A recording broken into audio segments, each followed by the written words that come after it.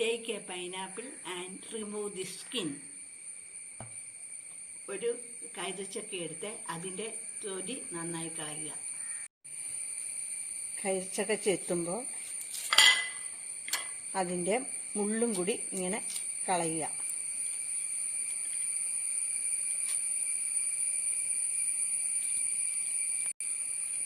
നടുക്കത്തെ ഭാഗം എടുത്ത് കളയുക.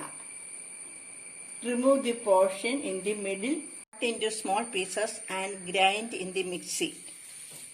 ചെറിയ കഷ്ണങ്ങളായി മുറിച്ച് മിക്സിയിലിട്ട് നന്നായി അരച്ചെടുക്കുക.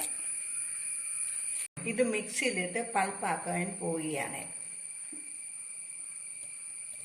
Make a pulp like this. ഇപ്പോൾ നമ്മുടെ പൈനാപ്പിൾ പൾപ്പ് പരുവത്തിൽ ആയിരിക്കുകയാണ്.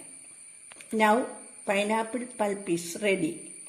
Take a pan. We are going to boil the pulp. ഒരു പാനിലേക്ക് അടിച്ചു വെച്ച കൈതച്ചക്കയുടെ പൾപ്പ് ഒഴിക്കുകയാണ്.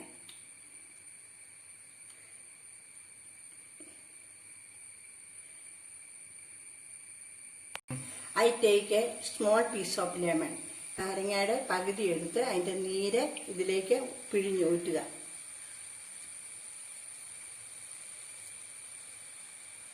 അപ്പോൾ നന്നായി പത പൊങ്ങി വരും. അത് കോരിക്കളയുന്നത് നന്നായിരിക്കും ആ പത.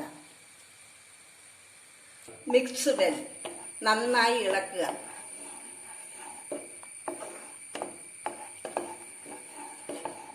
കൈതച്ചക്കയുടെ മധുരം അനുസരിച്ച് പഞ്ചസാര ഉപയോഗിക്കുക.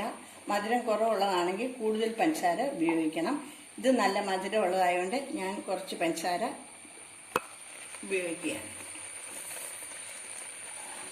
Deposit some sugar.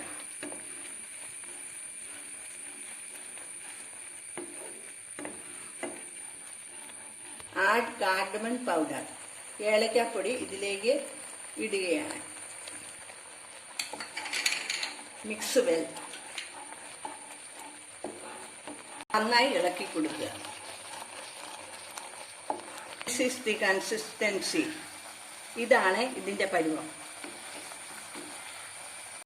ഒരു പാത്രം എടുത്ത് അതിൽ സ്വല്പം നെയ്യ് ഒഴിച്ച ശേഷം നമ്മൾ തയ്യാറാക്കി വെച്ചിരിക്കുന്ന കൂട്ട് അതിലേക്ക് ഒഴിക്കുക.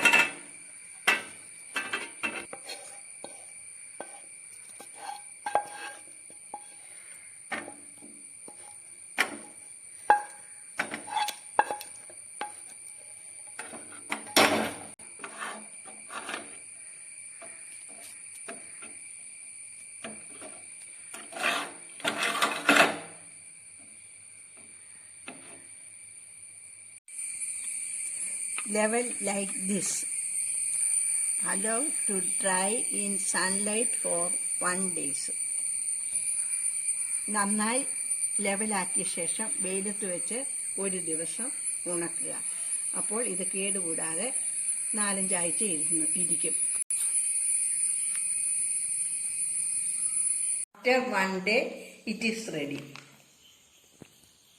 ഇതുപോലുള്ള വീഡിയോ ലഭിക്കുവാൻ ഈ ചാനൽ സബ്സ്ക്രൈബ് ചെയ്യുക. ഒരു ദിവസത്തിന് ശേഷം ഇത് റെഡി ആയിരിക്കുകയാണ്.